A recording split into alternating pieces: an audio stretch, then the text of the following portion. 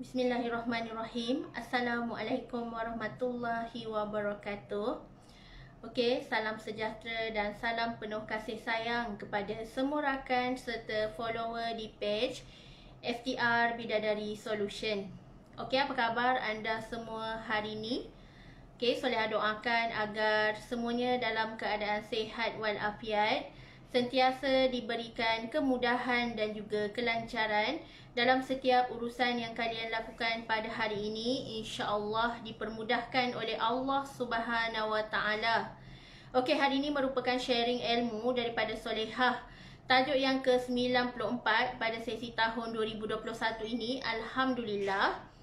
Tajuk hari ini adalah doa untuk mengelakkan diri kita daripada su'ul khatimah. Kita tak nak pengakhiran hidup kita ni dalam keadaan yang hina, dalam keadaan yang teruk. So kita minta Allah berikan kita husnul khatimah, pengakhiran yang baik. Kita tak nak su'ul khatimah. So hari ni Soleh nak share dengan anda bagaimana doa yang boleh kita amalkan untuk mengelakkan diri kita pengakhiran yang hina, pengakhiran yang buruk, insya-Allah.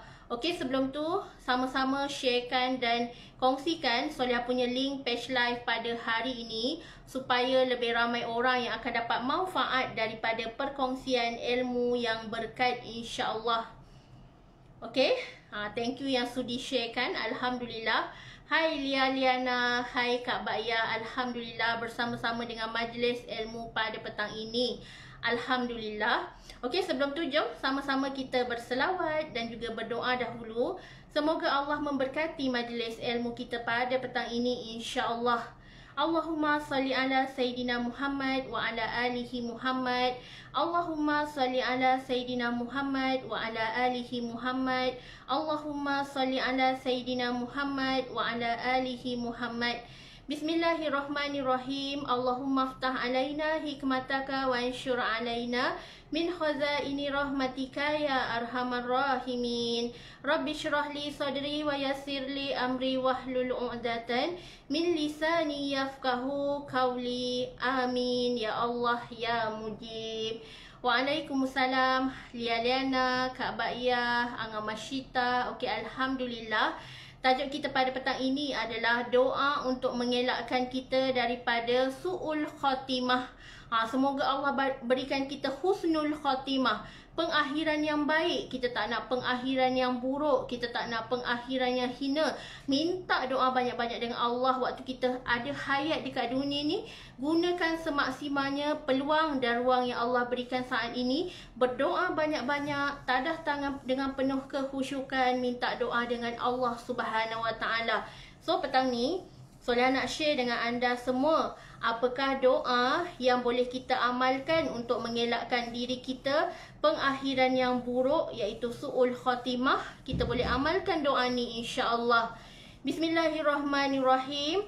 Allahumma ja'al khaira umri akhirahu wa khaira amali khawatimahu wa khaira ayyami yauma alqaka fihi. Maksudnya adalah, ya Allah, jadikanlah sebaik-baik umurku ini pada hujungnya dan jadikanlah yang sebaik-baik amalku ini pada akhirnya, dan jadikanlah sebaik-baik hariku ini pada saatku bertemu denganmu, ya Allah, yang terbaik, husnul khatimah.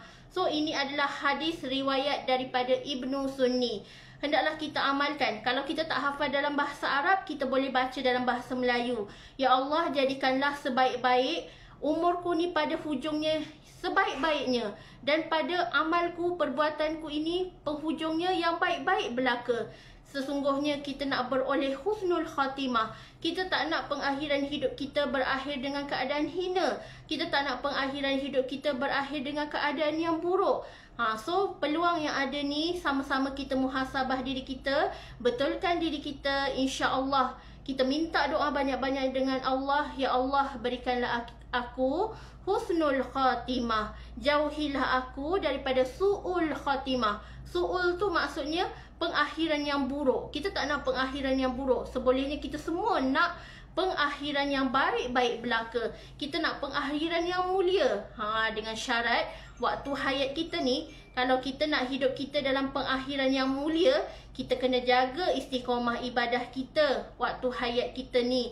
Kena banyak sedekah, kena banyak buat baik, lakukan kebaikan, elakkan keburukan, insya-Allah. So kalau kita hidup kita ni, kita banyak mengingati Allah, kita banyak amalkan perkara kebaikan, kita banyak bantu orang, kita banyak permudahkan urusan orang, insya-Allah pengakhiran kita, Allah akan kurniakan kita pengakhiran yang baik-baik belaka.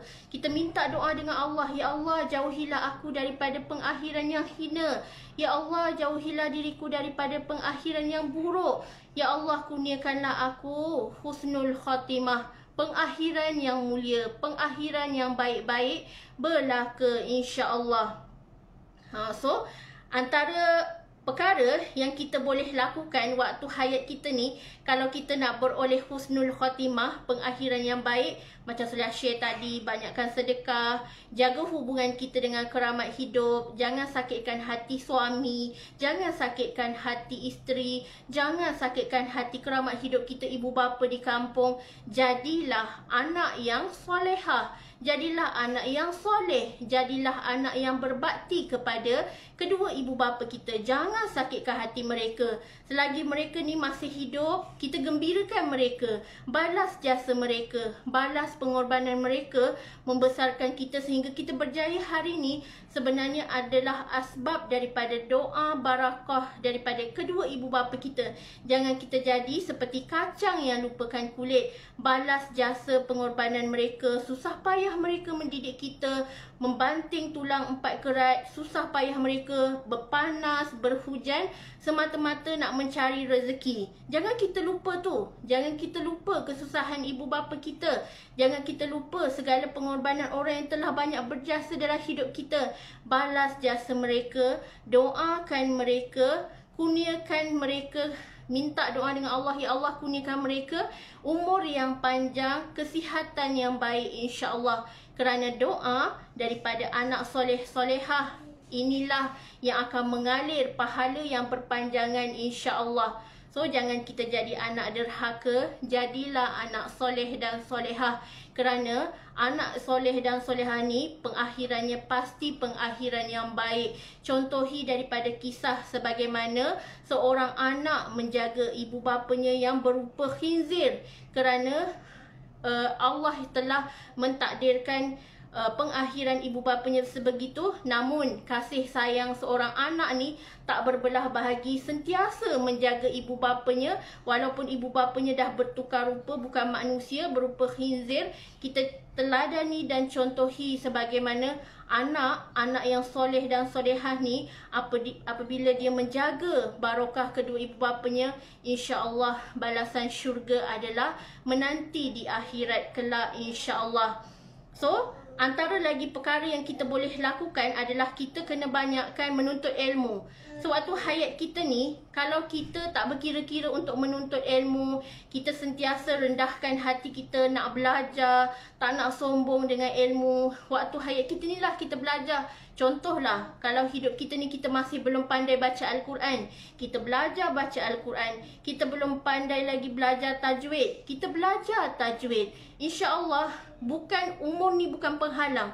Walau berapa banyak angka pun umur kita sekarang, kita umur 30 ke, kita umur 40 ke, kita umur 50 ke, insya-Allah kalau kita ni rendahkan hati, turunkan ego kita nak belajar ilmu akhirat, insya-Allah pengakhiran yang baik Allah akan kurniakan kepada kita. Husnul khatimah, pengakhiran yang baik. Jangan kita rasakan, aku dah tua lah, tak naklah lagi menuntut ilmu, aku dah tua, pikiran pun dah nak lupa-lupa. So selagi Allah masih bagi kita usia ni, sebab tu ada peribahasa, menuntutlah ilmu sehingga ke negeri China. Kenapa negeri China? Kerana orang bila Solehah pergi negeri China, pergi ke Korea kan, mereka sangat-sangat cintakan ilmu. Dan kita lihat sekeliling kita saat ini COVID-19 berlaku ke, apa-apa berlaku ke, rakyat Cina, bangsa Cina, mereka sangat teguh menuntut ilmu. Mereka walau apa pun berlaku, mereka sangat tekad dan committed, fokus untuk belajar. Sebab apa? Ilmu itu adalah penyuluh hidup. Ilmu itu akan membawa ke syurga. Lagi-lagi kalau kita menuntut ilmu akhirat, of course dan confirm Allah akan masukkan kita ke Jannatul Firdaus. Kita kejar akhirat, insya-Allah pengakhiran hidup kita akan beroleh yang baik-baik belaka. Kita minta doa sungguh-sungguh dengan Allah. Ya Allah, semoga ilmu yang aku tuntut saat ini, inilah saham untuk aku masuk ke syurga. Inilah tiket untuk aku masuk ke syurga Allah yang terindah, insya-Allah. Yes, syurga Allah tu sangatlah mahal.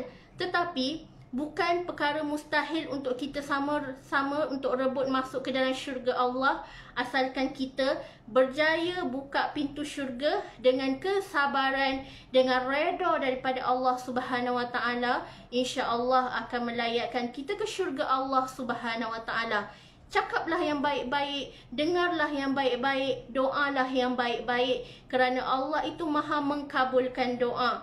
Allahu ya mujib, Allah yang maha mengkabulkan permintaan hati kita. Kalau kita ikhlas beribadah, kita ikhlas beramal, kita ikhlas menyebarkan manfaat dan kebaikan, kita bantu ramai orang untuk turn back to Allah, insya-Allah ada bahagian kita, ada syafaat dan naungan yang akan Allah kurniakan kita nanti di hari akhirat. So sama-sama kita bersabar, teruskan kehidupan ni dengan penuh rasa kesyukuran, teruskan kehidupan ni dengan penuh rasa amanah kita kepada Allah. Tugas kita sebagai da'i ni adalah terus menyebarkan kebaikan, terus mengajak ramai-ramai orang untuk jaga agama Allah.